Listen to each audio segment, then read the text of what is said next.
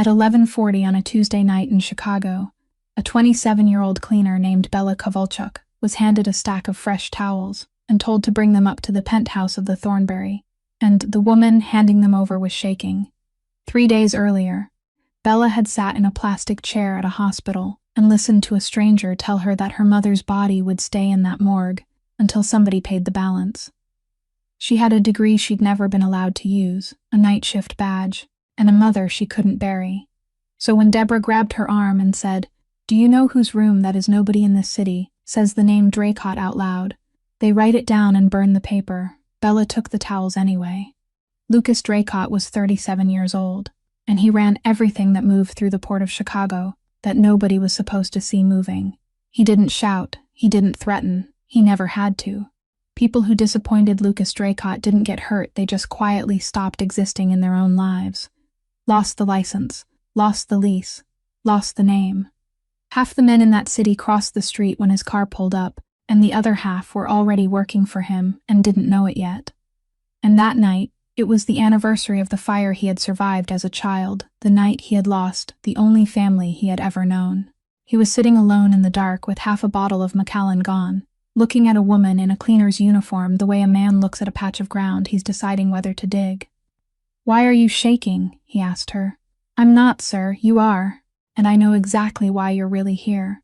And then he was drunk enough and cruel enough to say the ugliest thing he'd ever said to another human being. "Name your price." Now, here's the thing nobody in that room understood yet. Bella didn't run. She didn't cry. She stood in that doorway with clean towels in her arms, and she gave him a number that wasn't round, not 50,000, not 100. She gave him a number that was exact down to the last dollar, because that's precisely what it cost to bury the only person on this earth who'd ever loved her.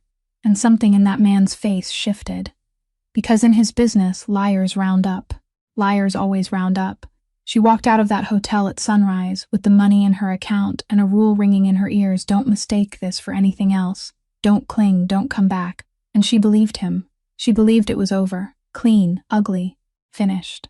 It wasn't. Because a few weeks later, something happened to Bella Kovalchuk that no amount of money could fix, no contract could cover, and no man in Chicago, not even the one who owned it, could make quietly stop existing. If you're still with us, go ahead and hit that like button. It helps this channel more than you know. Share it with somebody who loves a story that won't let go. And if you haven't subscribed yet, do it now, so you don't miss where this one lands. Now, let's go back to that penthouse corridor, where a girl with an armful of clean towels is about to knock on the wrong door. He said nothing more after naming his price. He simply set his glass down on the low table and waited, and in that silence, Bella could hear the steady hum of the air conditioner inside the wall, could hear the beating of her own heart, and she understood that if she took even one step back now, her mother would remain in that refrigerated drawer for another week, another month, perhaps forever. He picked up a phone, not an ordinary one, but something thinner and older, and opened a banking application whose interface looked unlike anything she had ever seen. "Which bank?" he asked. "Fifth Third," she said. "Name Bella O. Kovalchuk." He didn't type. He looked at her. "Say it again."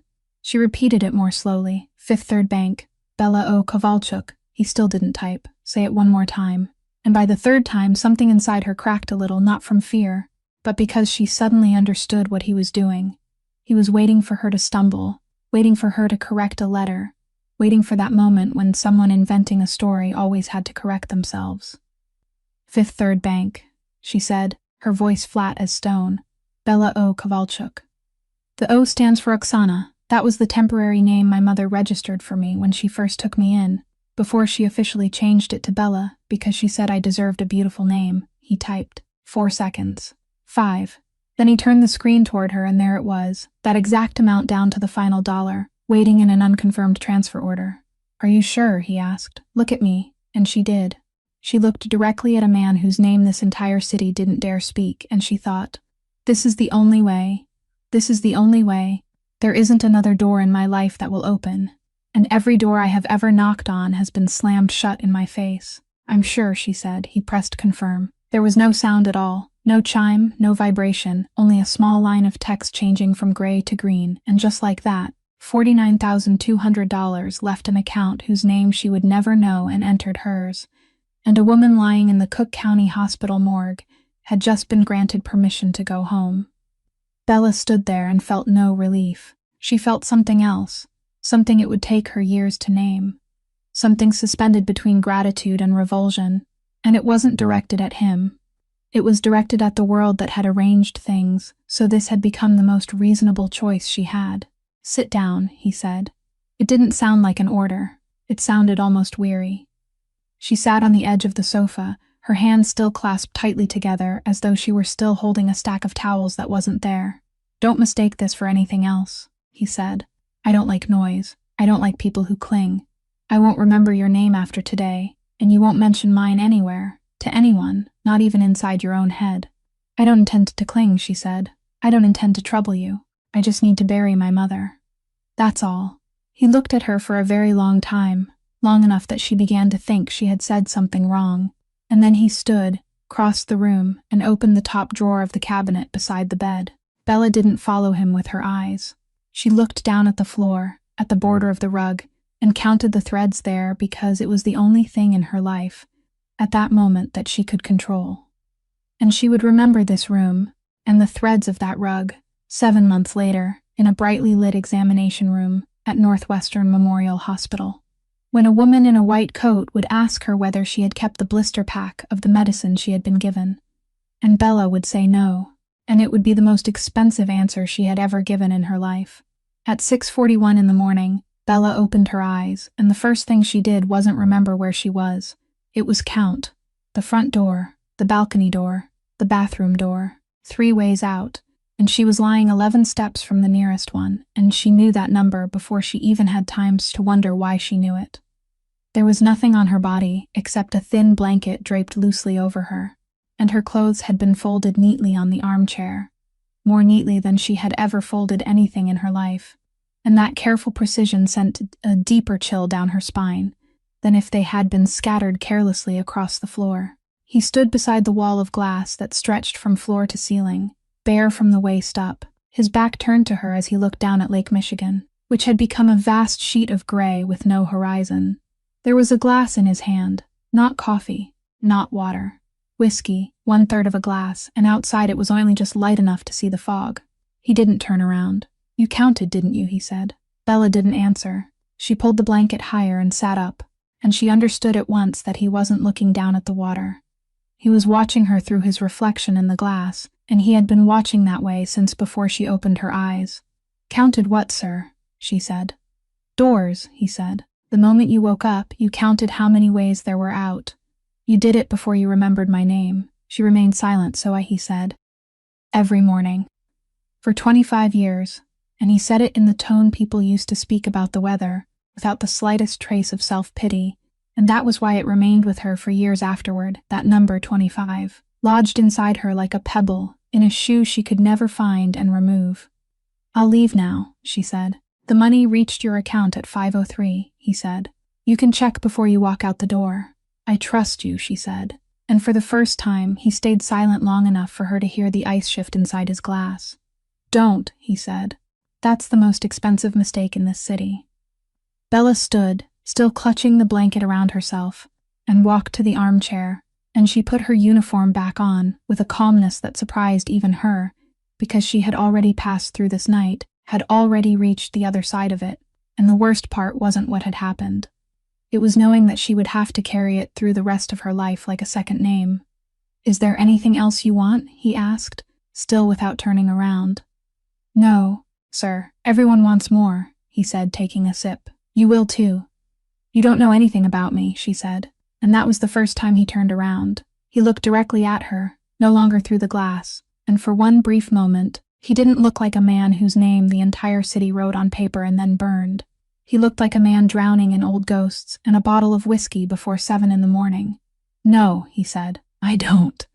Still deeply intoxicated and barely seeing straight, he crossed the room and pulled open the cabinet drawer, grabbing a small pill from a loose tray without looking. When he returned, a small white pill rested in his palm, round and no larger than a pea. It was a loose pill, left behind by his grandmother in the medicine tray days ago, stripped of its original blister packaging. "Take this," he said. Bella looked at it. "What is it?" she asked. "Medicine," he said. What kind of medicine? He only looked at her, and in the cold morning light there was nothing on his face, and he said, "Do you want trouble?" "No, sir," she said. "Then take it." And Bella took the pill, placed it on her tongue, and swallowed it with the water he handed her, asking no more questions, because desperate people didn't have the right to ask questions. And one small white pill wasn't worth arguing over. He put the blister pack back into the drawer and pushed it closed with his knee. Bella picked up her handbag. She didn't say thank you, and later she would think about that for a very long time, that she hadn't thanked him, and that she was glad she hadn't. There was only one sentence in her mind, repeating over and over like a prayer she no longer believed in but still recited. "Mama, I'm bringing you home today." She crossed the room, and on the low table beside the door lay a watch, its glass face turned upward, the leather strap slightly worn around the third hole, and she walked past it without even glancing down.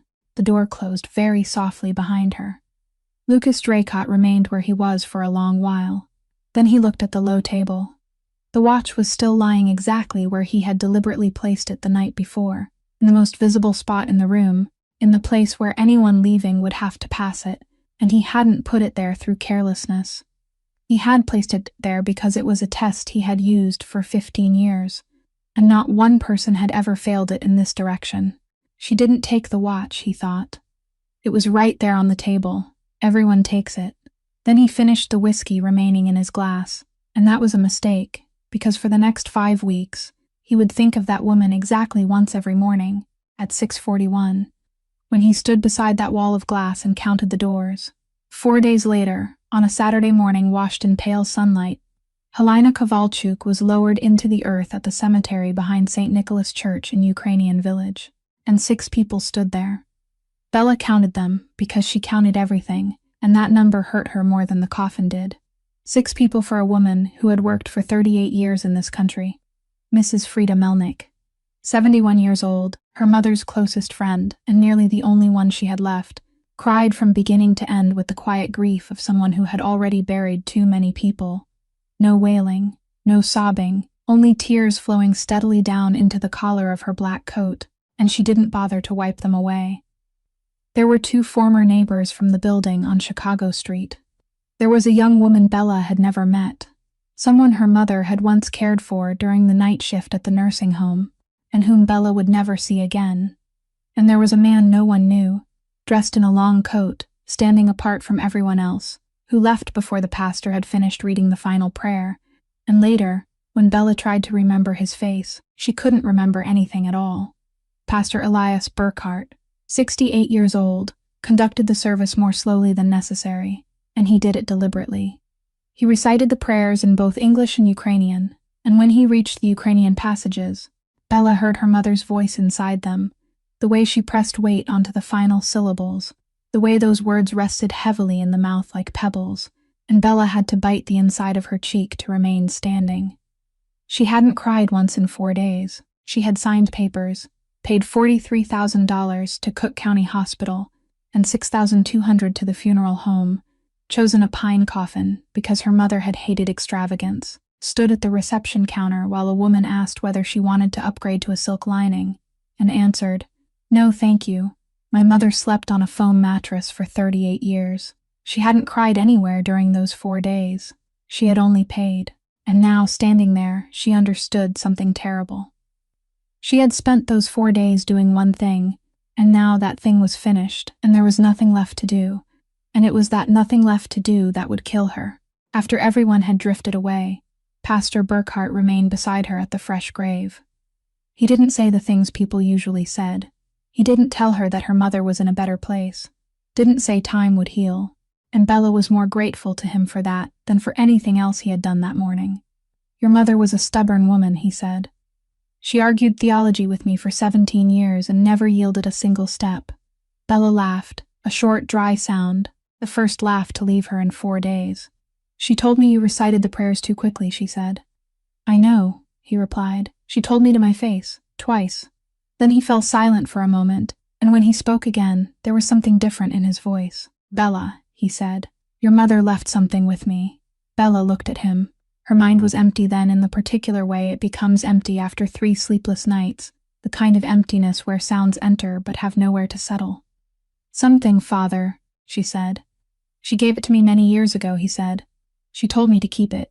She told me to wait until you were strong enough. He looked at her, at the dark circles beneath her eyes, at the two hands still clenched together as though they hadn't opened once in 4 days, and he said, I don't think today is that day. And Bella nodded. That was all. She nodded, said, yes, father, thank you, and she didn't ask what it was. Didn't ask why her mother had given it to an outsider instead of to her own daughter. Didn't ask what strong enough meant, or how strong she would have to become. Because by then there wasn't a single question left inside Bella Kovalchuk. She had spent them all at the hospital reception counter. She had used her final question on a white pill in a room on the top floor of the Thornbury Hotel, and the answer she had received had taught her that asking was a luxury she couldn't afford. Pastor Burkhart watched her walk toward the cemetery gate, and he stood there for a very long time. And inside the desk drawer in his office, beneath 2 baptism ledgers, lay a yellowed paper envelope that had remained untouched for 25 years, and it would remain there for nearly another year. 5 weeks later, Bella Kovalchuk received a call at 9 o'clock in the morning from a landline number in the Loop, and the woman on the other end asked whether she could come in for an interview on Thursday afternoon. Bella had submitted 142 job applications over 4 years and received 9 calls, so she didn't dare hope. She only asked for the address and wrote it in pencil on the back of an electric bill. The interview lasted 11 minutes. They asked her about accounting standards, about procedures for reviewing suspicious transactions, and she answered everything, answered smoothly, because she had learned those things through scholarships and night shifts, and she had reviewed them alone for 4 years with no one to talk to.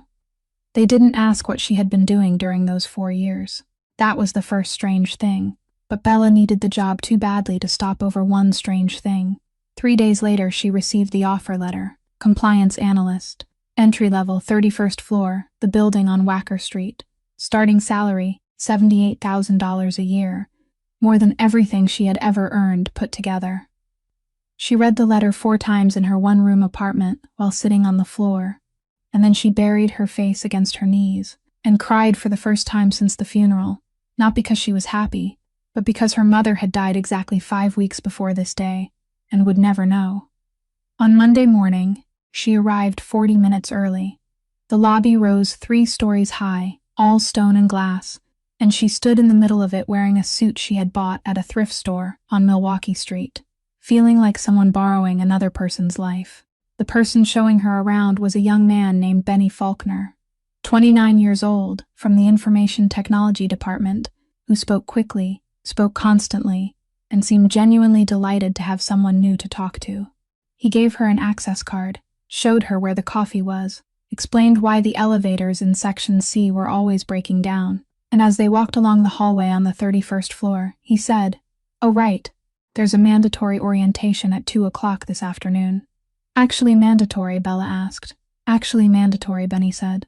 "The chief executive officer hardly ever comes in because he travels constantly, but new employees have to attend. No exceptions." Bella nodded, opened her notebook, and asked the most ordinary question an ordinary person could ask on the first day of a new job. "What's the chief executive officer's name?"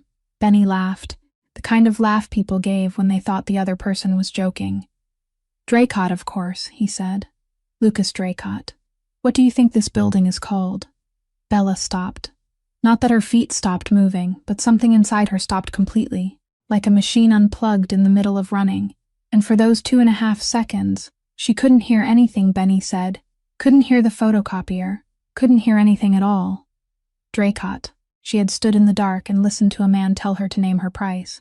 She had read her bank account information to him 3 times. Fifth Third Bank, Bella O. Kovalchuk. The O stands for Oksana. That was the name my mother meant to give me before she changed her mind. She had said that. She had stood there and willingly spoken those words aloud. He had made her repeat them 3 times so he would remember. That was the entire point of making someone say something 3 times.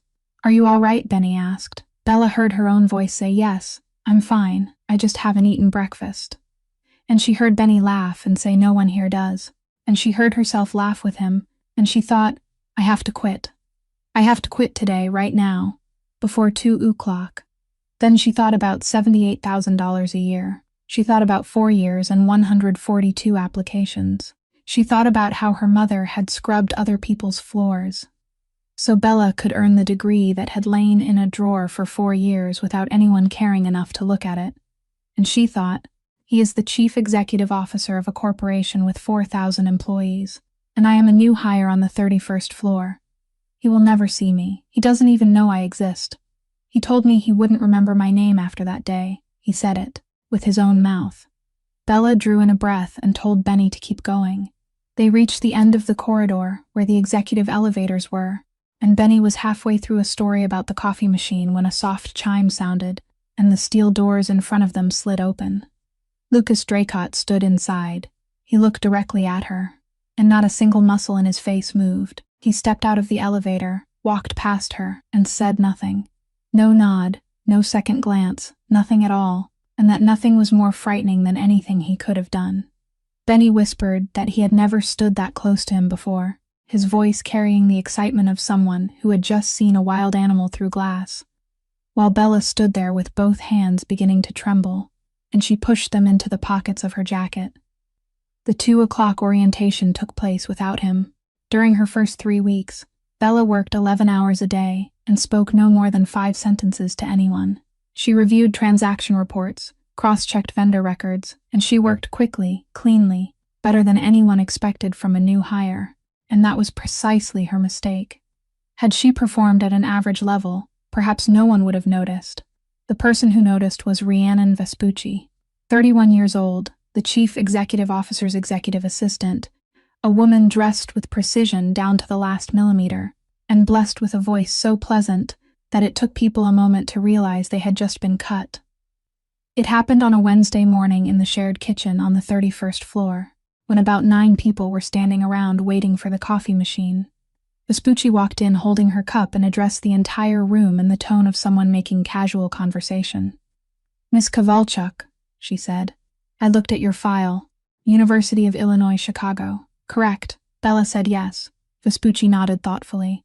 "Interesting," she said, "because Draycott doesn't hire people from public universities, never has. I have sat in this chair for 4 years, and I have never seen a file like yours come through. So I'm simply curious, who sponsored you?" The room went silent, no one left. That was what Bella remembered most afterward, not the question, but the fact that not one of those 9 people walked away. "No one sponsored me," Bella said. "I applied." Vespucci smiled. "Of course," she said, and walked out. By that afternoon the rumor had traveled through all 3 floors. By the following day it had taken shape. Bella heard it for the first time in the women's restroom, 2 voices coming from the stall beside hers, and one of them said the sentence she would hear over and over again inside her head for months afterward. "I heard she used to be a cleaner, at a hotel, then suddenly she ends up here. How do you think that happened?" Bella remained motionless inside her stall until they left. She didn't cry. She washed her hands, looked into the mirror, and thought, "They're right." That was the worst part. And she knew it in that very moment, standing before the mirror while the faucet was still running. They had guessed blindly, and they had guessed correctly. She had slept with that man. She had taken his money. The fact that she had done it for her mother, the fact that she had recited her account information 3 times in a voice flat as stone and hadn't begged for a single thing, the fact that she hadn't known who he was and hadn't applied for this job through him, none of it mattered in the story they were telling, because the story they were telling was shorter and easier to remember. She worked 4 more days that way, her head lowered, keeping close to the walls, and she began eating lunch in the emergency stairwell. The following Tuesday, Vespucci did it again, this time in the open office area, this time louder, and this time she was holding Bella's review report in her hand. "This is quite good," she said. "Good enough to make me wonder who helped you write it." Bella didn't answer. She had learned that answering only gave people another length of rope with which to bind her. And at that exact moment, Lucas Draycott walked past. He didn't stop. He only slowed by half a step, and he said, without looking at anyone, his voice as calm as if he were reading out a number, "Vespucci, if you have enough free time to interview personnel on my behalf, I'll find more work for you." Then he kept walking. The entire open office fell silent. Someone lowered their eyes to a keyboard and pretended to type.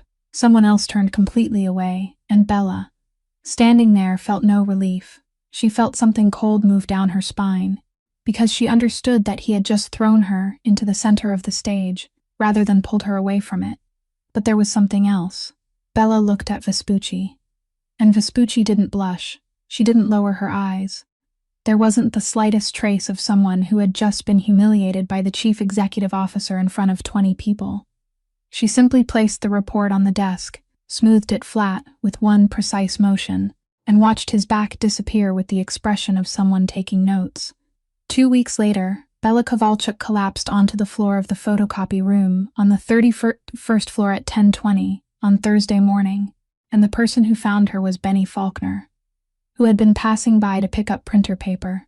She woke in the ambulance with an oxygen mask over her face and a paramedic asking when she had last eaten, and it took her a long moment to remember. Northwestern Memorial Hospital. They started her on intravenous fluids, drew blood, and told her to remain still.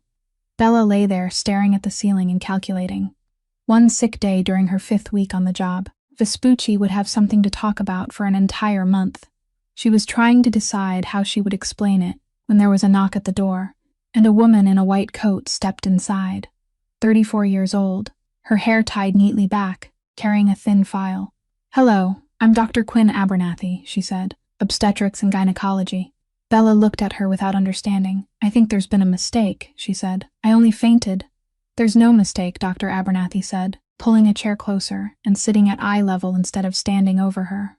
"Miss Kovalchuk, your blood test results are back. You're pregnant. About 7 weeks." Bella heard every word clearly, and not one of them went in. "That's impossible," she said. Dr. Abernathy said nothing. "That's impossible," Bella repeated, and her voice began to break in the middle. "He gave me a pill. That same night. He gave me a pill and I took it." "Do you still have the blister pack?" Dr. Abernathy asked. "No. Did you see it? The name on the package, any markings on the pill, anything at all?" Bella closed her eyes and tried to remember, and what she remembered was a palm, a small white pill, and a rug whose threads she had been counting.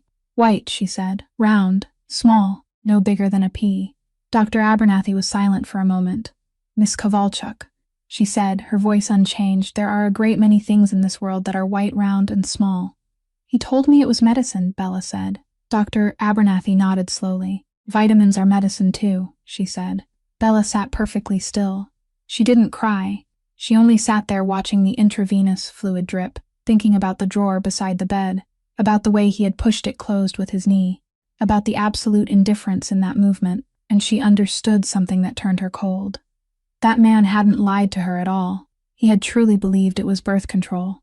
He had told her not to cling, not to come back, and he had believed he had purchased that night outright and sealed it shut.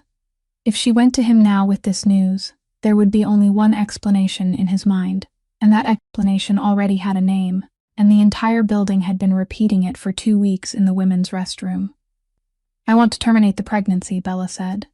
Dr. Abernathy didn't react. She only opened the file and said, "All right, I'm going to tell you what you need to know. In Illinois, this is legal. There is no mandatory waiting period and no one's consent is required except yours. At 7 weeks, you have 2 options, medication or a procedure, and I will explain both." Then she did exactly that, slowly and thoroughly, including the parts Bella didn't want to hear.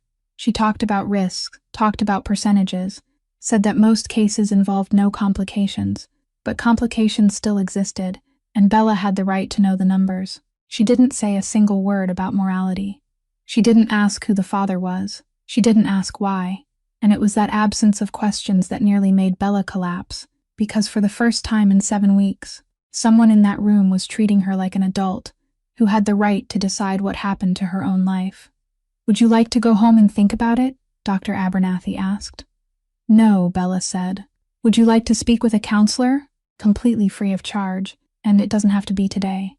"No," Bella said. "All right," Dr. Abernathy said, writing in the file. "The earliest appointment is this Sunday at 2 o'clock in the afternoon. You will need to pay in advance and arrive 30 minutes early." "Sunday," Bella said. 2 o'clock. On her way out, in the 4th floor corridor, she stopped beside a plastic chair and had to sit down because her legs refused to carry her any farther, and she remained there for a very long time, thinking, "Mama, I just buried you. I only just buried you." Bella was still sitting on that plastic chair with both hands covering her face when she heard a bag fall to the floor about 33 feet away, followed immediately by a woman saying, "Damn it," in the irritated voice of someone angry with her own body, rather than with anyone else. Bella looked up. An elderly woman was gripping the handrail along the wall, wearing pearls and a dark blue wool coat, her silver hair arranged with great care, and she was slowly sinking toward the floor in the manner of someone who knew she was about to fall and was trying to do it with dignity. Two people walked past. Both quickened their steps. Bella rose, wiped her face with the back of her hand, and went over. She caught the woman by the elbow, helped her onto the chair, and the old woman immediately said, "I'm fine. I'm perfectly fine. I simply stood up too quickly." Bella looked at the color of her lips, watched the way she was breathing, and said, "Mom, may I see your medication?" "I have no reason to show you my medication," the old woman said. "I know," Bella said, and remained sitting quietly beside her. The old woman studied her for 3 seconds, then gave an extremely theatrical sigh and pushed her handbag toward her. Inside were 6 blister packs of pills, a worn leather wallet, and a small notebook containing a medication schedule written in the elegant slanted handwriting of someone who had been taught penmanship in the 1940s. Bella read every package, then she read the notebook. Then she looked up. "You take Lasix and metoprolol at the same time in the morning?" she asked. "So what?" the old woman said. "They're both morning medications. That's what the doctor wrote." "The doctor wrote that both should be taken in the morning. He didn't write that they should be taken together," Bella said. "You need to separate them by at least 2 hours. Lasix removes fluid. Metoprolol slows your heart rate.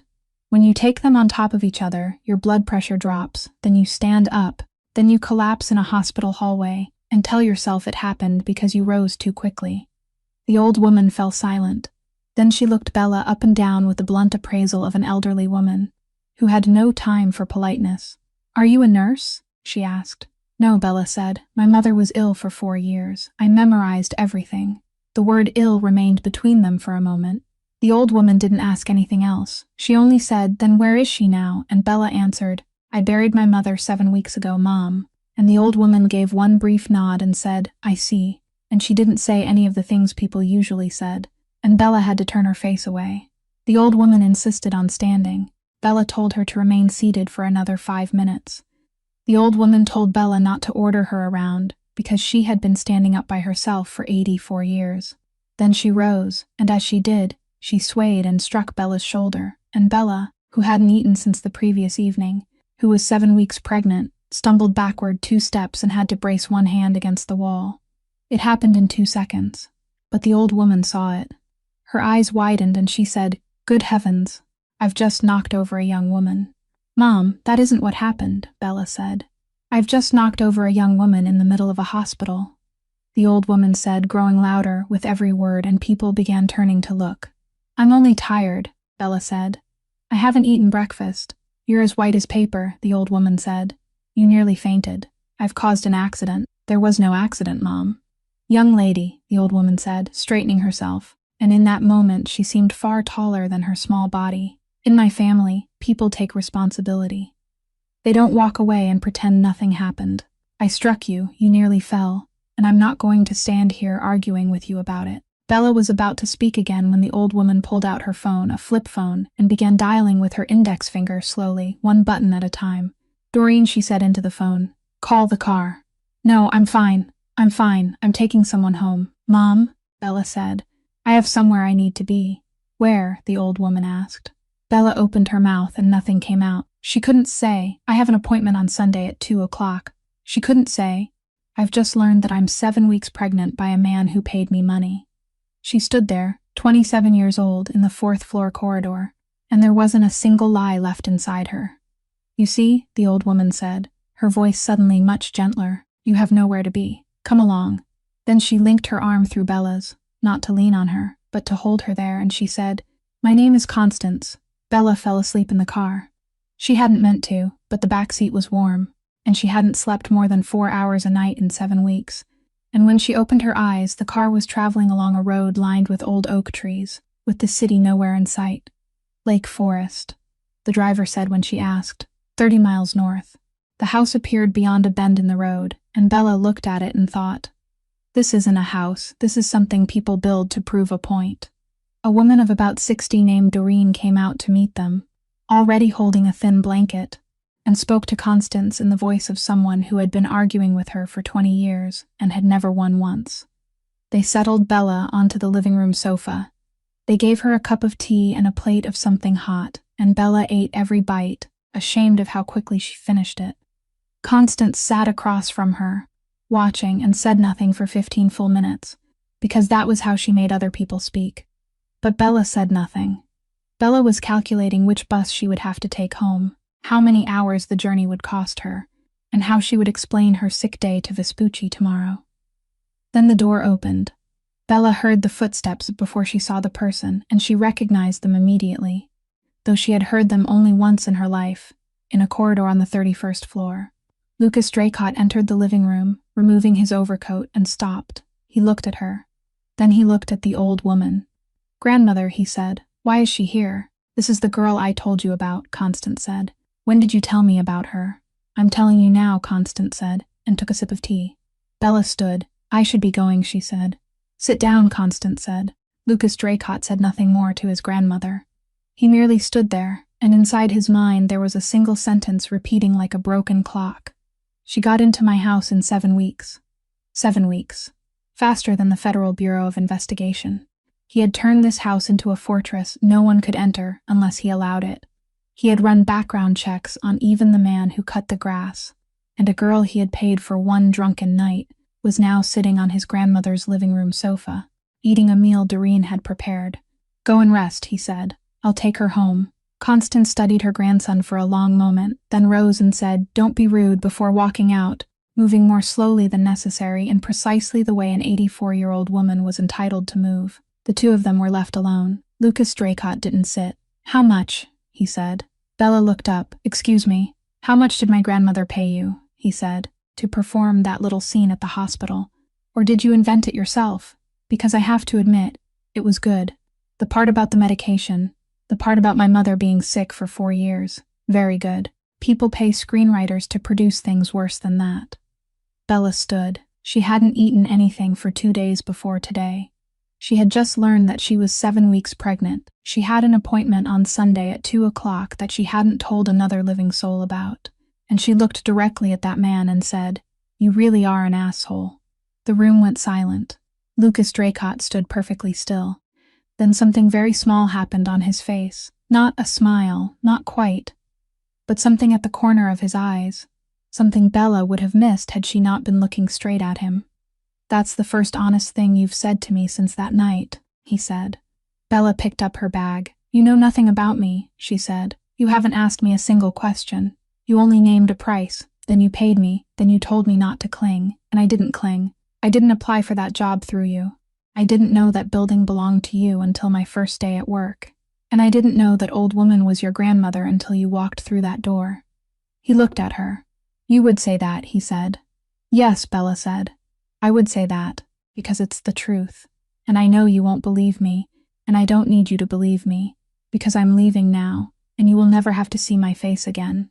She walked toward the door, and Lucas Draycott, a man who had never needed to do anything to obtain whatever he wanted, stood in the middle of his grandmother's living room, and realized that he didn't want her to leave. Bella didn't make it to the door.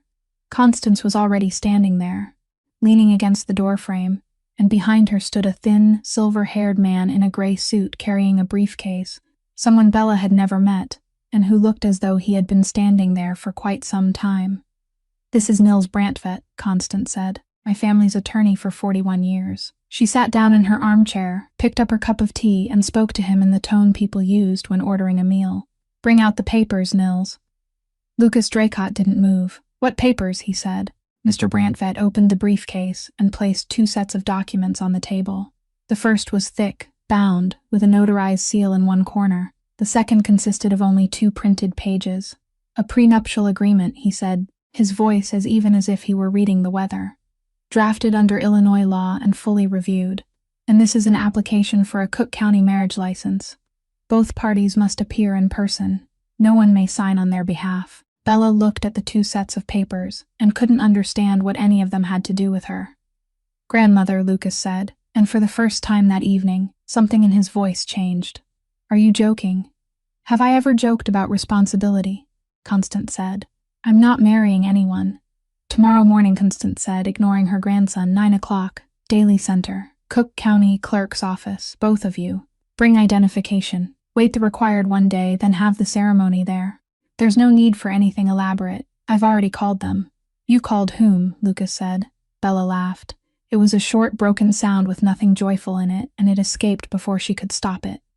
Mom, she said. He and I don't even know each other. Young lady, Constance said. I'm not asking where or how the two of you met. I'm 84 years old. I don't have time for questions whose answers won't change anything. I know what I saw. I fell in a hospital corridor, and 2 people walked past me as though they were passing a chair. You were the third. You were crying, and you still stopped. I stopped because I know how to read medication labels, Bella said. That doesn't mean anything. It means something to me, Constance said. Grandmother, Lucas said. She is my employee. She works on the 31st floor. Do you understand how this looks? I don't care how it looks, Constance said. I've lived long enough to outgrow caring about appearances. Bella stood there and watched the two of them toss her life back and forth like a ball, and she felt something rising in her chest. Not anger, but something older and more exhausted than anger. She thought about 7 weeks. She thought about the 6 people at the cemetery. She thought about the plastic chair in the 4th floor corridor 5 hours earlier. She thought about Sunday. Enough, she said. No one heard her. Mr. Brantvet was explaining the separate property provisions. Lucas was saying something about the board of directors. And Constance was saying that the board could take care of itself. And Bella heard her own voice rise, louder than she had intended, louder than anything she had said in the past 7 weeks. I'm pregnant. The room stopped. It didn't merely fall silent. It stopped like a film caught between 2 frames. Constance was holding her teacup. The cup slipped from her hand and shattered on the hardwood floor. And no one moved. No one looked down. Not one of the 4 people in that room glanced toward the sound of breaking porcelain. Mr. Brantvet stood motionless, with a sheet of paper in his hand. Bella looked directly at Lucas Draycott, and he looked back at her, and the silence stretched so long that Bella heard the grandfather clock in the hallway outside strike the half-hour. Whose is it? He said. He said it very softly. There was no anger in his voice. There was nothing in it at all, and it was that nothing which, later, whenever Bella remembered that evening, hurt her more than everything he had said to her at the Thornbury Hotel. Constance turned toward her grandson very slowly. Bella didn't answer his question. She looked at him, then at the old woman, then down at the broken pieces of porcelain on the floor, and she said the only sentence she still had left inside her. I have an appointment this Sunday. Constance told Mr. Brantvet to leave. He closed his briefcase and walked out without saying a word, and Bella understood that in 41 years he had witnessed things worse than this, and had learned how not to be present inside them. Doreen came in to sweep up the broken porcelain. Constance wouldn't allow it. Leave it, she said, and Doreen looked at her for 1 second before walking out. Sit down, young lady, Constance said. Bella sat. Her legs no longer had another choice. The old woman didn't speak at once. She sat there staring at the shattered porcelain on the hardwood floor, and when she finally opened her mouth, her voice was completely different from the one she used to order meals, issue commands, and argue with Doreen. I have heart failure, she said. Stage D. If you know medication by heart, then you know what the letter D means. Bella knew. Bella knew very well. It was the final stage. It was the stage after which there was no other stage. The doctor gave me 10 months, Constance said. I didn't bargain. I only asked him once more to be certain, and he repeated the same number, and I thanked him, came home, and told no one. Lucas Draycott stood motionless in the middle of the living room. What did you say? He asked. You heard me, Constance said. Since when? Since March. He said nothing. Bella looked at him and saw something it would take her a very long time to understand. The face of a man who had just had the last thing taken from him and was trying to find somewhere to set it down. Constance turned toward Bella. Young lady, she said, I'm going to tell you something, then I'm going to ask you one question, and I won't ask it twice. I have buried every man in my life. I buried my husband when I was 51. I buried my son in 2001. He was 41 years old. She said the number very slowly. 41. My daughter, who took Lucas in and adopted him as her own when he was a toddler before she herself passed away, left me with a grandson to raise, but my son was my only biological child. I have lived 25 years since that day, she said. And in those 25 years there hasn't been a single morning when I didn't out-calculate how old he would be now if he were still alive. Bella remained silent. The old woman looked at her. You think I'm a foolish old woman trying to force two strangers to marry, she said. And I am, but I'm not foolish about what I'm about to say. I have waited 25 years for a child in this house, not because I need an heir. I don't need another person to guard my money. I already have more than enough people doing that. I only want to hear the sound of a child in that hallway before I die. That's all. That is the only thing I still want. Bella felt her throat tighten, and she hated herself for it. Mom, she said, I can't. You can, Constance said. I have an appointment on Sunday. I know you have an appointment on Sunday. I heard you, and now I'm going to tell you this. If you go to that appointment, then this Sunday I will stop taking my medication. All of it, starting today. Bella's head snapped up. Grandmother, Lucas said. Don't. I'm 84 years old, Constance said, never taking her eyes from Bella. I have 10 months. If I stop the medication, I have 3 weeks, perhaps 4. I lose nothing, young lady. That is what people who still have much to lose never understand about those who have nothing left. Bella stood. You can't blackmail me with your life, she said, and her voice trembled, but she finished every word. You don't have the right. If you place that on my shoulders, I will have to carry it for the rest of my life. Do you understand? You could die next week, and I would have to live another 40 years with it.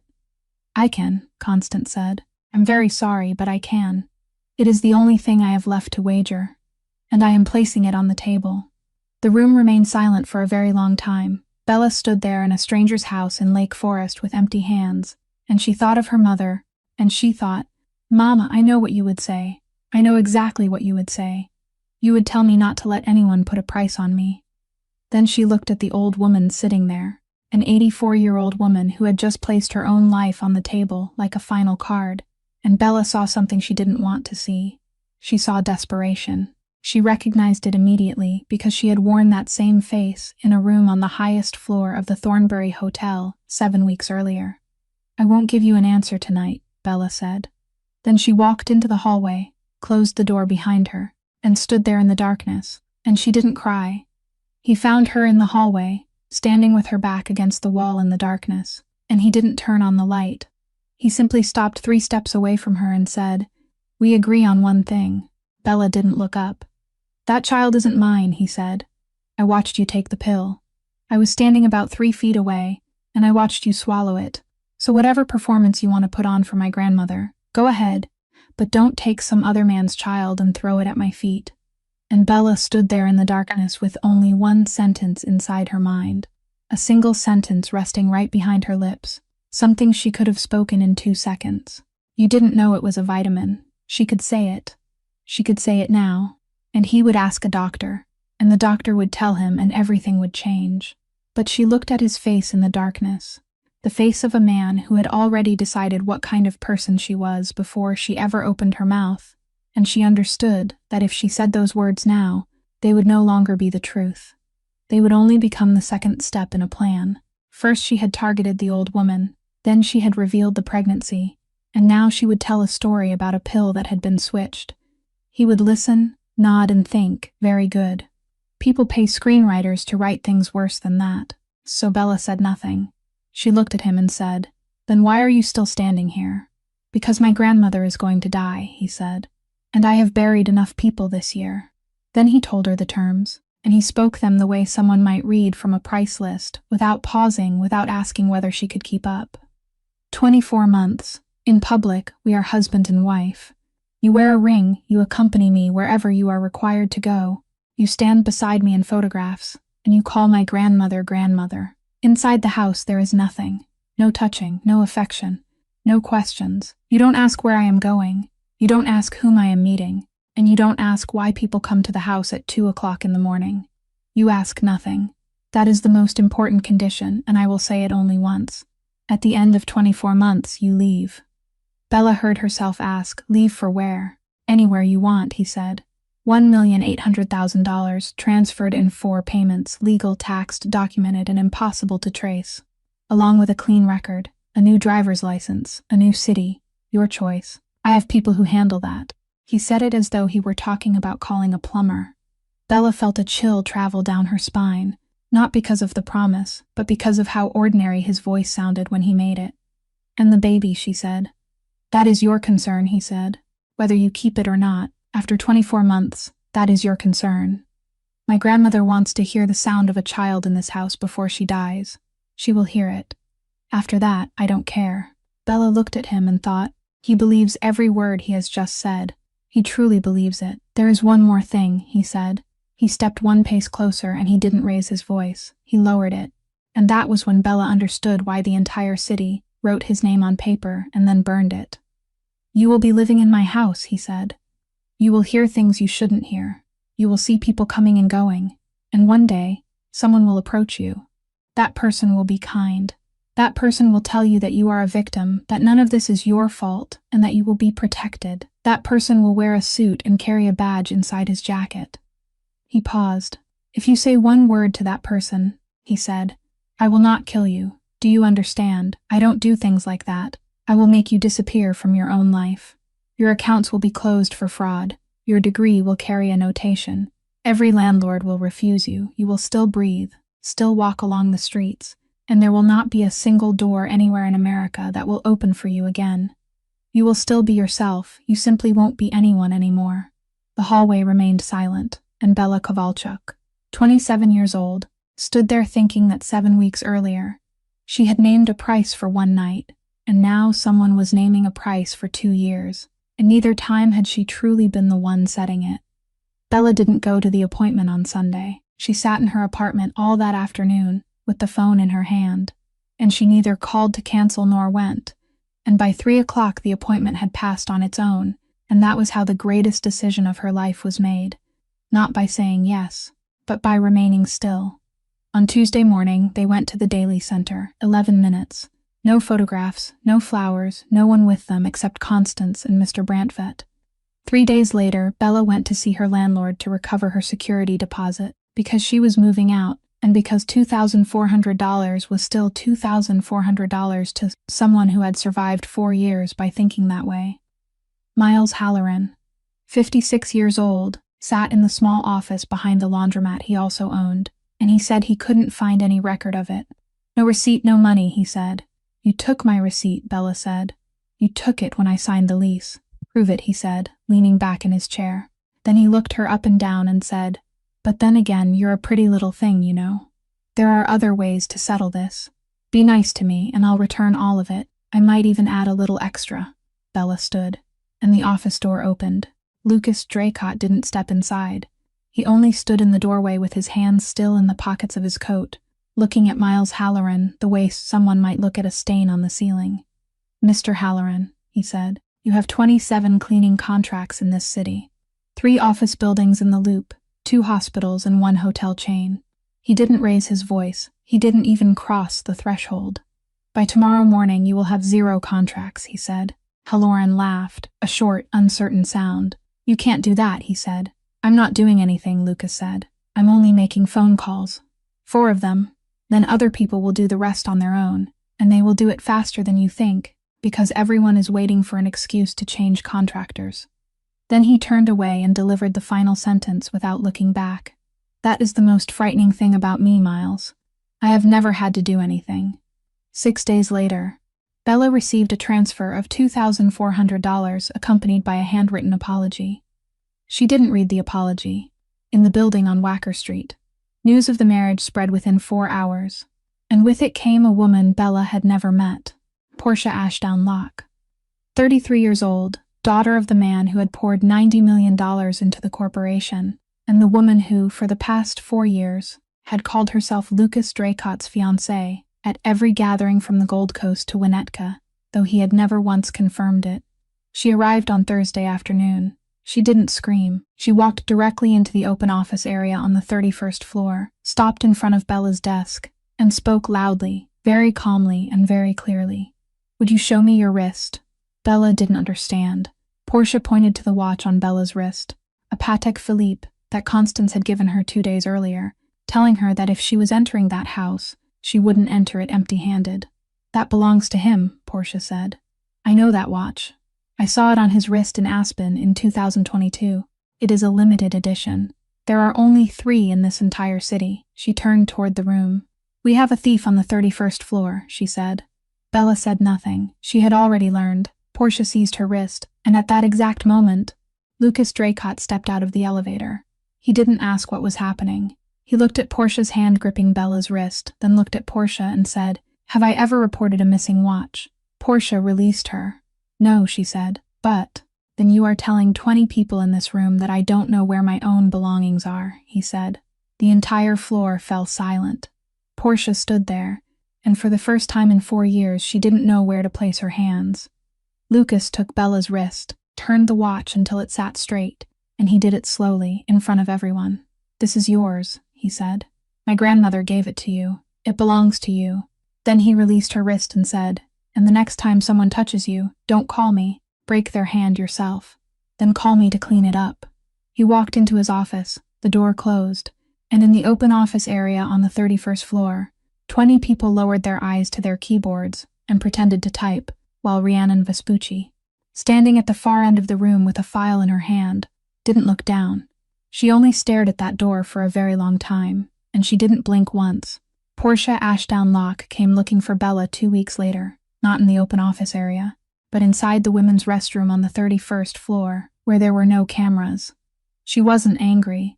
That was what made it frightening. She stood beside the sink, touched up her lipstick, and spoke to the mirror. "I don't hate you," she said. "I want you to understand that. At your age, dreaming is perfectly normal. Everyone goes through that phase." Bella washed her hands and didn't answer. "But I'm very good at reading contracts," Portia said. "That is what I do. I have been reading contracts since I was 22, and I have never missed a single clause. My father poured $90 million into the building you are standing in. 90 million, Miss Kovalchuk. Do you know what that means? It means I am not going anywhere. You have a ring, you have a watch, you have the old woman. I have the balance sheet." Then she closed her lipstick and smiled at herself in the mirror. 2 years passed very quickly, she said. Then she walked out. Bella remained there and felt her blood turn cold because Portia had named the exact number. 2 years. No one knew that number. No one except Bella, Lucas, Constance, and Mr. Brantvet. By the 16th week, Bella began to feel better. The nausea had passed, and she could eat again. And she had begun resting a hand over her stomach in the evenings without realizing she was doing it. And she hated herself for that, because she had promised herself she wouldn't become attached, that this was a contract and she would leave after 24 months, and that she wouldn't carry anything inside her that could hurt her. She had lost that battle sometime around the 13th week, and she knew it. At 9 o'clock on Tuesday night, Bella was the only person left on the 31st floor. The desk phone rang. Vespucci's voice was perfectly calm. "Miss Kovalchuk, I need the port transaction records for the 3rd quarter of 2019. Paper copies. There are no digital files. They are in B3. Bella looked at the clock. "Right now. The federal auditors need them by 9 o'clock tomorrow morning," Vespucci said. "If Mr. Draycott is delayed because of you, you can explain it to him yourself." B3 was the 3rd basement level. Bella had never been down there. The elevator only went as far as B2, and from there she had to walk along a windowless concrete corridor nearly 200 feet long, where motion-sensitive lights came on section by section as she passed and went dark behind her, and she would remember very clearly the sound of her shoes echoing against the low ceiling. At the end of the corridor stood a steel door with a small sign reading 39 degrees Fahrenheit. Cold Server Archive. Her access card opened it. That was the first thing that felt strange later, when she had time to think back. The access card of an entry-level compliance analyst shouldn't have opened that door. Inside, it was so cold that her breath turned to mist immediately. Metal shelving rose to the ceiling, filled with document boxes, and the cooling system produced a deep, continuous hum. She found the 3rd quarter of 2019 on the 4th shelf. She pulled out 3 boxes. Then the door closed. There was no slam. That was the worst part. It simply slid shut, very softly, followed by a small beep, and the indicator light on the frame changed from green to red. Upstairs in the server room, the remote override command had just finished processing, locking the door from the outside.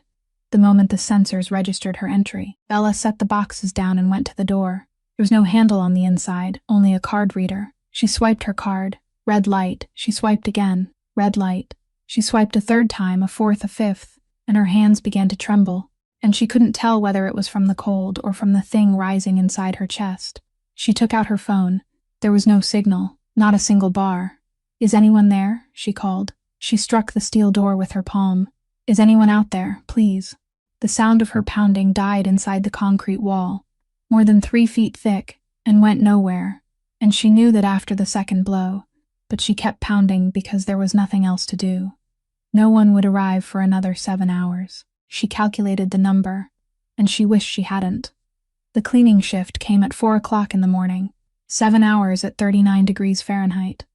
Bella sat on the floor between 2 rows of shelves, pulled her coat tightly around herself, and tried to remember what she knew.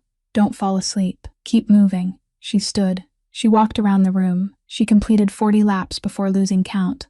After about an hour, she could no longer feel her fingertips.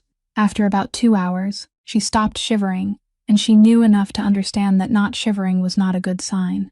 She sat down for the final time, placed both hands over her stomach, and spoke aloud in the empty room, her breath forming white mist before her face. "Is anyone there?"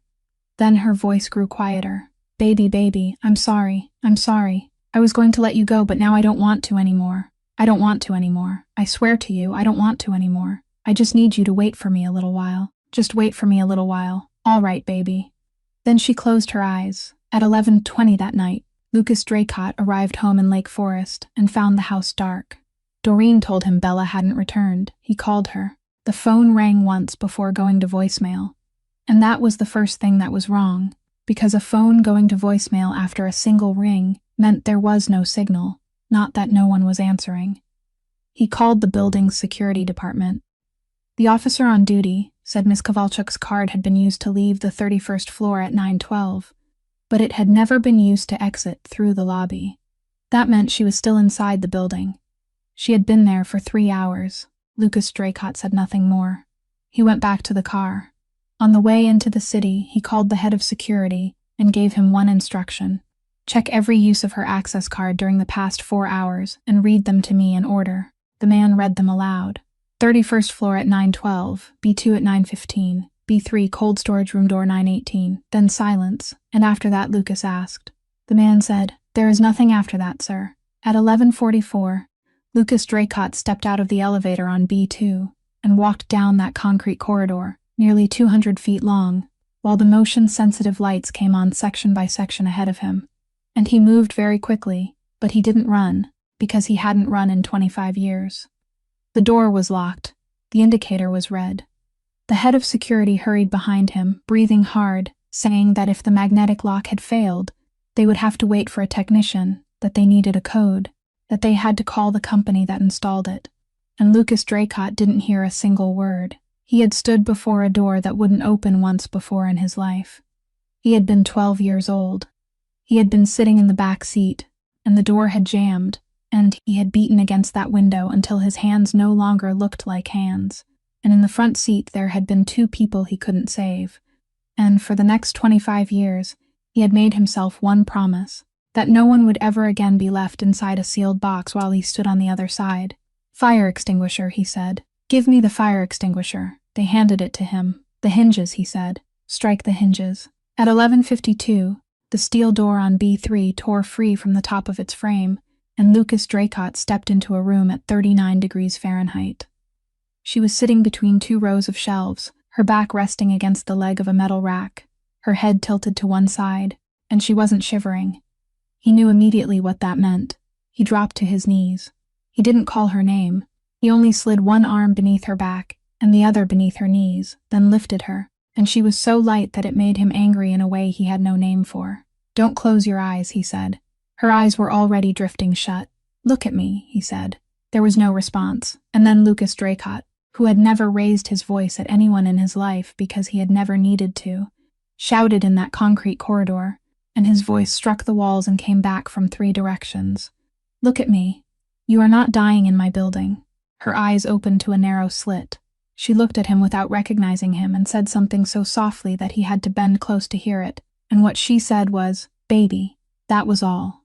"Baby." Then she slipped away again. He carried her the entire length of that nearly 200-foot corridor, through the elevator ride, and he didn't put her down when the ambulance arrived. He climbed inside with her, and there, among the people in reflective uniforms cutting the sleeves from her clothes, he sat motionless and watched the thermometer they placed in her ear. 93.6 degrees Fahrenheit. They reached Northwestern Memorial Hospital at 12:21. Dr. Quinn Abernathy arrived 15 minutes later. Moderate hypothermia. They warmed Bella with thermal blankets and heated intravenous fluids, and at the 40th minute, they found the baby's heartbeat. Dr. Abernathy stepped into the corridor and said to the man waiting there, "The baby is still all right, and she is going to be all right. 2 more hours, and I wouldn't be able to tell you that." Lucas Draycott asked nothing else. He took out his phone, called the head of security, and said, "The access card that opened B3 tonight. I want to know where it is." They initiated a full system forensic audit at 3 o'clock in the morning. By afternoon, the IT security report came back. The digital lock on B3 had been overridden remotely from the main server room on the 31st floor at 9:18, disguised as a routine system update. The override panel in the server room, which required physical access, was dusted for prints. There were 2 sets of prints on the lock's manual lever. One belonged to the technician on duty. The other belonged to Rhiannon Vespucci. Rhiannon Vespucci was summoned to the 32nd floor office at 7 o'clock on Friday evening. She arrived exactly on time. She wore a gray suit, her hair tied neatly back, and she sat in the chair across from him without waiting to be invited, while Lucas Draycott placed the fingerprint report on the desk, turned it toward her, and said nothing. She read it. She read slowly, through the entire page, including the notes at the bottom. Then she looked up, and she smiled. That was what he would remember most clearly afterward, not the smile itself, but the fact that in 4 years he had never once seen this woman smile. "What are you going to do to me?" she asked. Her voice was ordinary. "Are you going to make me disappear from my own life?" That's the line you like to use, isn't it? I like that line very much. It sounds exactly like you. Lucas Draycott didn't move. "Go ahead," Vespucci said. Then she lifted one hand and unfastened the second button of her blouse. It wasn't a seductive gesture. She did it the way someone might open the lid of a box. Inside, secured to the lining of her blouse with medical tape, was a small flat black device, no larger than a credit card. "Agent Winslow is listening, Mr. Draycott," she said.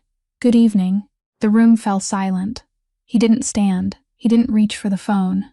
He only sat there while the past 4 years rearranged themselves inside his mind from the beginning. Every meeting she had attended, every file that had passed through her hands, every time she had asked to stay late.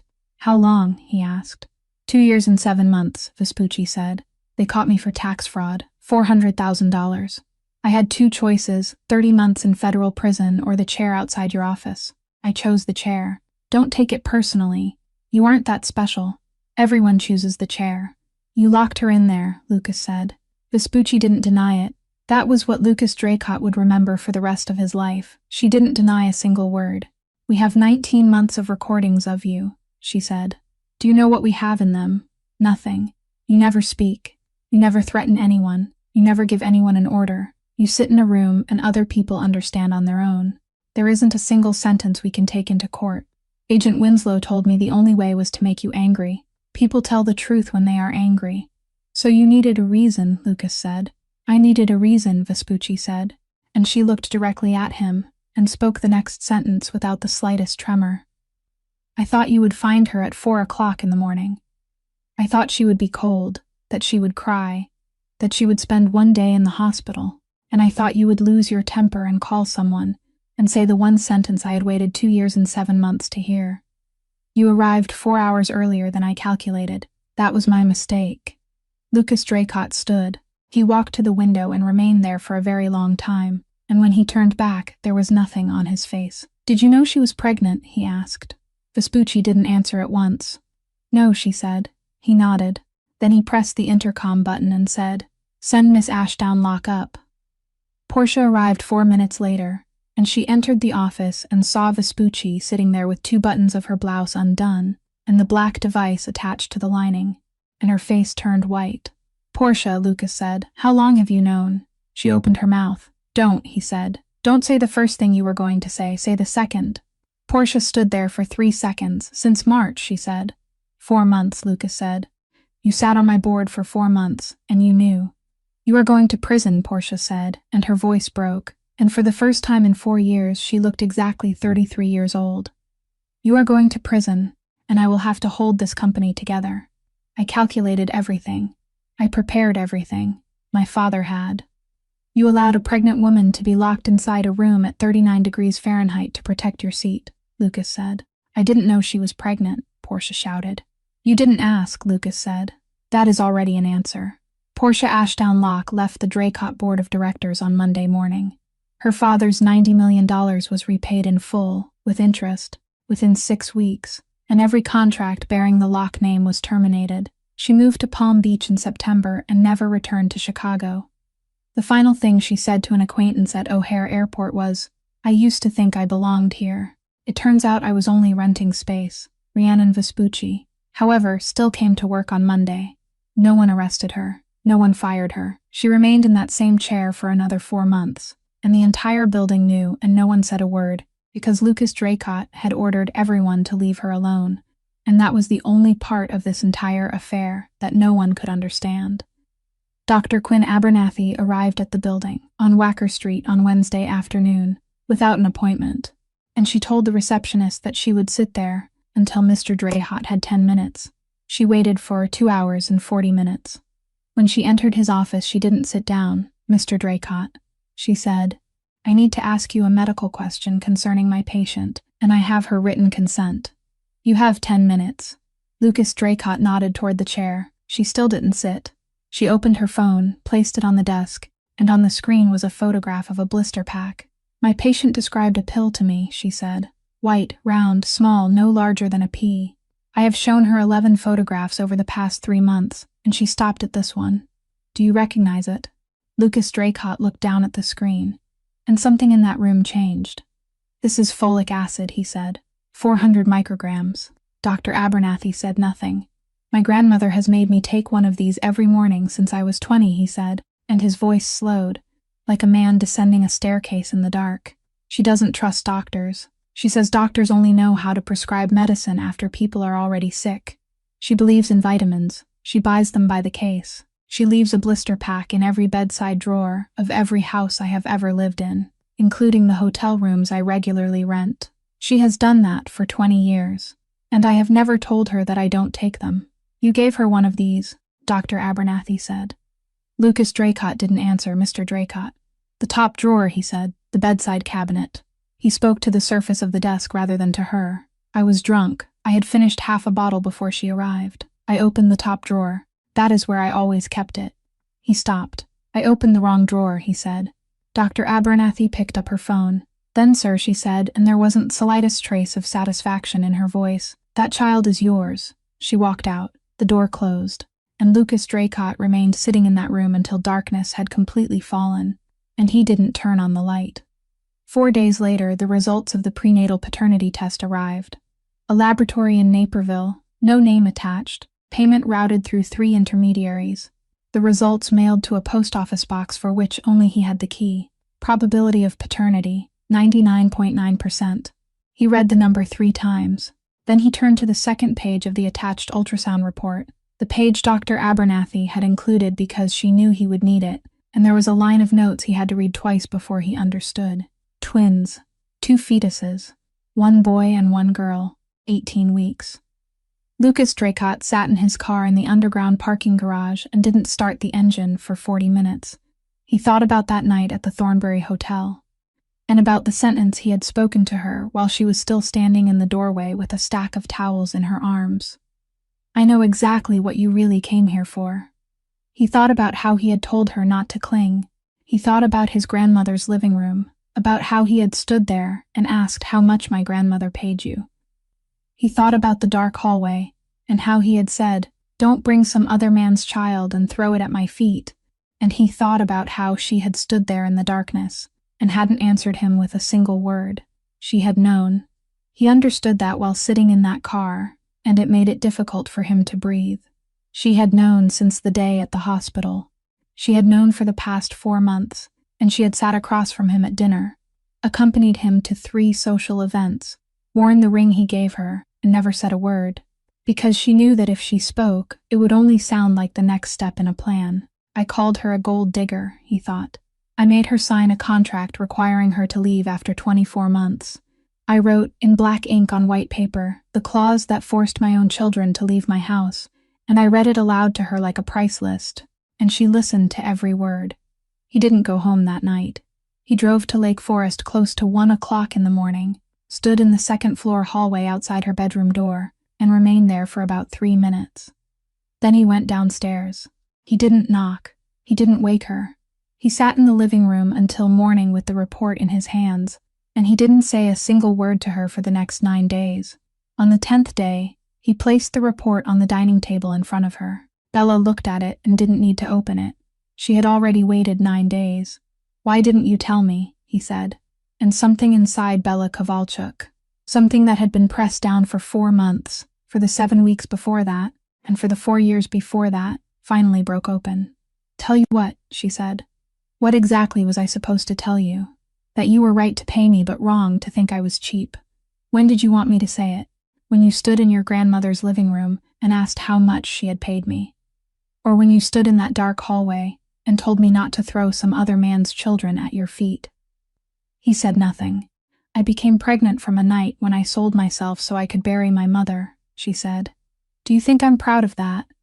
Do you think I sat there waiting for some beautiful day when I could announce it to you? The very first night, you told me not to cling. You handed me a pill, called it medicine, and asked whether I wanted trouble, and I swallowed it, and I didn't ask. I didn't ask a single question, because people like me don't have the right to ask. Then when I became pregnant, you were certain the children weren't yours. You were so certain that you wrote it into the contract. 24 months, then leave. $1,800,000. A clean record, a new city, your choice. Do you know what voice you used when you read that to me? The voice you used to read an elevator price list. Bella, he said. I was going to leave, she said, and her voice broke, but she didn't stop. I had calculated everything. At the end of 24 months, I was going to take my 2 children and go as far away from this city as I could, and I would never trouble your life for another second. I had even chosen the name I would use. Who gave you permission? He said. Bella stopped. What? Who gave you permission to take my children away? He said. He said it very softly. Bella stood there and couldn't find any air in the room. I thought you were like everyone else, he said. My whole life, I have only met people who came near me with a plan. I was 12 years old when lawyers came to me and said they only wanted to help. So when you walked into that room, I knew immediately what kind of person you were. I knew before you even opened your mouth, and I was wrong. I was wrong from the very first second, and it took me 4 months to understand because I am a fool. But you never had a plan. You only had a bill for $49,200. He looked at her. Liars don't remember the uneven numbers, he said. I knew that the very first night, and I still chose to believe the easier thing. He stood. I accept responsibility, he said. Not because of my grandmother, not because of the Dracot name, because they are my children and you are my wife. On paper, Bella said. Then we tear up the paper, he said, and Bella Kovalchuk stood there, 27 years old and 18 weeks pregnant, in the dining room of a house in Lake Forest, that she still couldn't bring herself to call home, and she couldn't say anything, because in all her life, no one had ever offered to tear up a piece of paper for her. She was about to open her mouth. Then the doorbell rang. Doreen went to answer it. They heard her say something, then the sound of a woman's voice, then Doreen speaking louder. Miss, you can't simply. And the dining room door opened. There were 3 people. A lawyer in a navy suit, a man carrying a briefcase, and between them stood a young woman of about 28, with brown hair and a cream-colored wool coat, holding herself very straight. She looked at Lucas Dracot and didn't blink. Constance appeared in the opposite doorway, leaning on her cane, and froze. Who are you? Lucas said. The woman drew in a breath. I am Linnea, she said. Linnea Ashgrove Dracot. I am Wendell Dracot's daughter. No one spoke. I am your sister, she said. I survived the explosion in Gary, Indiana in November of 2001. Constance released her cane. It struck the hardwood floor, and no one picked it up. The lawyer placed a thick file on the table. Obdom papers from Arizona, hospital records from 2001. An old photograph. Constance sat down very slowly and didn't touch the file. She only looked at the woman standing there. My little girl had a scar on her left elbow, she said. She fell down the stairs when she was 4. Linnea pulled up her sleeve. The skin was smooth. I had it removed, she said. Laser treatment, in Scottsdale, in 2020. I have the receipt if you need it. Constance nodded slowly. Then she said, and she was allergic to peanuts. Grade 3. I had to use an EpiPen on her twice before she turned 3. Once at home, once at an ice cream shop on Michigan Street. Linnea didn't blink. I underwent desensitization treatment, she said. 4 years in Phoenix. I can eat them now. My doctor can confirm it. Constance remained still for a very long time. Then she called, Doreen, bring out the plate of cookies from this morning. Doreen brought in a plate of round cookies, still warm, and set it in the middle of the table. Constance pushed it toward Linnea. Eat one, child, she said. And Linnea looked at the plate, then at the old woman, and she picked one up and took a bite. Then a second bite. She finished the entire cookie, smiled, and said, It's delicious, grandmother. The whole room was silent. Then a very soft voice came from the far end of the table. Grandmother, Bella said, those cookies don't contain peanuts. Everyone turned toward her. I watched Doreen make them this morning, Bella said. I was sitting in the kitchen drinking tea. She used almond butter. The second cookie was still in Linnea's hand. She didn't move. Constance placed both hands on the tabletop. Young woman, she said, and her voice had changed completely, becoming something Lucas Draycott had heard only twice in his life. You just sat here and ate something you believed could kill you. You swallowed it, just to keep your place in this house. Linnea set the cookie down. But that isn't the worst part, Constance said. The worst part is that you didn't ask. You didn't ask what kind of cookie it was. My granddaughter would ask. She would ask before she picked it up.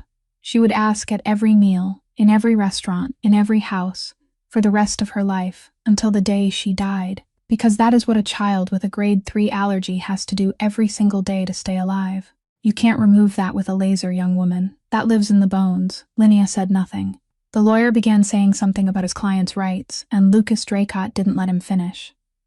A DNA test, he said. Now, in this house, Dr. Quinn Abernathy arrived 40 minutes later. She took cheek swabs from Linnea and Constance, labeled them, and left. 48 hours. No one in that house slept. On Friday afternoon, Dr. Abernathy returned with an envelope. She opened it in the middle of the living room and read it aloud because Constance had asked her to. Probability of a second-degree biological relationship between sample A and sample B, she said. None. 0%. Not negligible. None. She has no biological relationship to Mrs. Draycott. Linnea stood so quickly that she knocked over her chair. This is wrong, she said. Do it again. Her lawyer had already begun gathering the papers into his briefcase, and he did it with the speed of a man who had realized he wouldn't be paid the remainder of his fee. Constance didn't look at Linnea. She looked out the window, and Dr. Quinn Abernathy was still standing there, holding the results in her hand, and she didn't leave. She was rereading the second page, the page no one had asked her to read, and she read it a second time. Then a third. Mr. Draycott, she said. No one heard her, Mr. Draycott. She said again, louder, and there was something in her voice that made the entire room turn toward her. What is it? Lucas asked. Dr. Abernathy looked down at the page. The laboratory ran a crossmatch, she said. Under the long-standing, active search authorization and DNA database request that Mrs. Draycott signed years ago with our hospital group, we are flagged to cross-reference any matching lineage. I submitted the request as part of that protocol. She paused. There is another sample in the system that shows a second-degree biological match with Constance Draycott, indicating a grandmother and grandchild relationship, she said. Constance turned her head very slowly. Which sample? She asked. Dr. Quinn Abernathy looked up, and she didn't look at the old woman. She looked toward the far end of the table, where a 27-year-old woman sat with both hands resting on her stomach. The sample I collected last week, she said, for the prenatal test. Pastor Elias Burkhart came to Lake Forest on Tuesday morning, carrying a yellowed paper envelope, and he placed it on the table and said, She gave this to me 25 years ago and told me to wait until you were strong enough, and I believe today is that day. Inside was a linen handkerchief, embroidered in one corner with faded blue thread, 3 letters, Ashgrove D, and a handwritten note in Ukrainian. He read it aloud to them. November of 2001, Interstate 90. Outside Gary, Indiana, around 10 o'clock at night. Helena Kovalchuk, 39 years old, a night shift nursing aide at a retirement home, was driving home. A A car had exploded half a mile away. There were fire trucks, police officers, people running. And on the roadside, about a quarter of a mile from the scene, standing alone in the darkness, was a little girl around 3 years old, who couldn't speak a single word. Helena stopped. That was all she did. She stopped. She took the child to a small police station in Hammond, filed a report, left her name and phone number, and was told the search was focused on the larger hospitals to the north, and that someone would contact her. 3 weeks, then 3 months, then 3 years. No one came. In the note she had written, the child had nothing with her except this handkerchief. I don't know whether Ashgrove is her name, someone else's name, or the name of the store that sold the handkerchief. I will call her Bella, because she is the only beautiful thing I found on that roadside.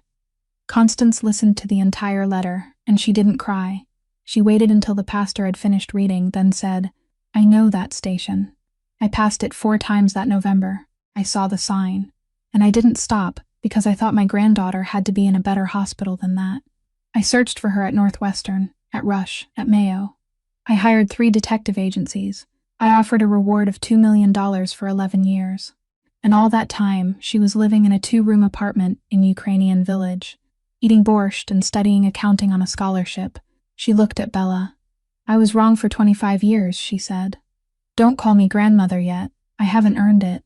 2 weeks later, the Federal Bureau of Investigation raided the building on Wacker Street at 6 o'clock in the morning. Agent Theodora Winslow had a search warrant and an arrest warrant for Lucas Draycott on charges of money laundering and federal transportation fraud. Constance Draycott, 84 years old, was sitting in the conference room on the 32nd floor with a leather briefcase in front of her. She pushed it toward Agent Winslow.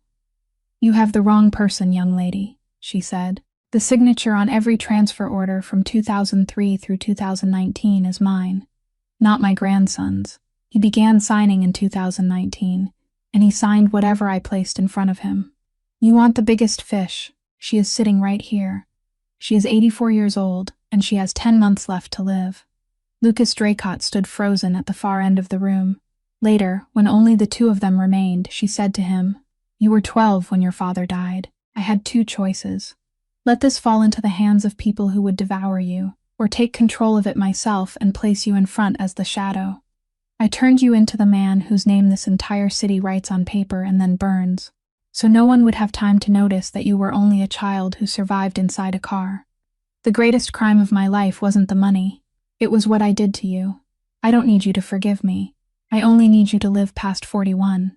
She pleaded guilty under an agreement with federal prosecutors, cooperated fully with the investigation, and because of her end-stage heart failure, the court postponed her sentence and placed her under electronic monitoring at home. She died in her own house 11 months later, with a monitoring bracelet around her ankle. Lucas Draycott received a non-prosecution agreement in exchange for transforming the entire corporation into a transparent entity, accepting 5 years of federal oversight, and establishing a compensation fund. Linnea was prosecuted for federal identity fraud. In Bella's 34th week, she went into premature labor. Lucas held her hand the entire time and said, I sat inside a burning car and walked out. I have never begged anyone for anything in my life. Now I am begging. A boy named Hallen, a girl named Connie. At the cemetery behind St. Nicholas Church, Bella knelt and said, Mama, I know what you would say. You would say, Belaka, you aren't that cheap. I'm not cheap, Mama. I was only desperate, and desperation isn't a crime. Lucas knelt beside her and said, Mom, I am the man who humiliated your daughter with money on the worst night of her life. I am not asking you to forgive me. I am only promising one thing. No one will ever put a price on her again, not even me. Constance laid down her flowers and said very softly, Helena, you raised my granddaughter on what I spent on a single dinner, and you raised her better than I ever raised my own son. You are the one who won. At 6:41 on a September morning, beside that same wall of glass and that same gray lake, Lucas Draycott stood bare from the waist up, holding a cup of coffee. Bella walked up behind him. You counted, didn't you? She said. He laughed softly. The doors. You were counting the ways out. He remained silent for a long moment. No, he said. Not this morning. You traded whiskey for coffee, she said. Someone told me I had to live past 41, he said. What would have happened if you hadn't been drunk that night? She asked. He turned and looked directly at her. Then I wouldn't have seen you, he said. and I would have gone through my whole life without knowing what I had walked past. So you are grateful for being drunk? No, he said. I am ashamed of it every day. That is why I am still here. Shame without change is only self-pity. Change is what makes it atonement. He handed her the coffee. And for the first time in her life, Bella Kovalchuk didn't count the doors. This story leaves behind one very simple truth. Bella didn't become worthy of respect on the day people discovered her real family name. She had been worthy of respect from the very night she walked into that room carrying a stack of towels. Blood doesn't give a human being value. Kindness does. The woman who won in this story wasn't the richest or the most powerful. She was a night shift nursing aide who stopped her car beside the road for a child who wasn't hers. She had no money, no power, nothing at all. She had only one thing. She didn't walk away. And in life, the person who stays is always the one who wins. What about you? What do you think about this story? Have you ever been given a price because of your circumstances? Or have you ever been the person who stopped for a stranger? Leave a comment below. We truly want to hear what you feel deep in your heart. If this story touched you, please press like, share it with someone you believe needs to hear it, and subscribe to our channel for more compelling stories every day. We wish everyone watching this video good health, a joyful life, and peace in every day ahead. Goodbye, and we will see you again in the next video.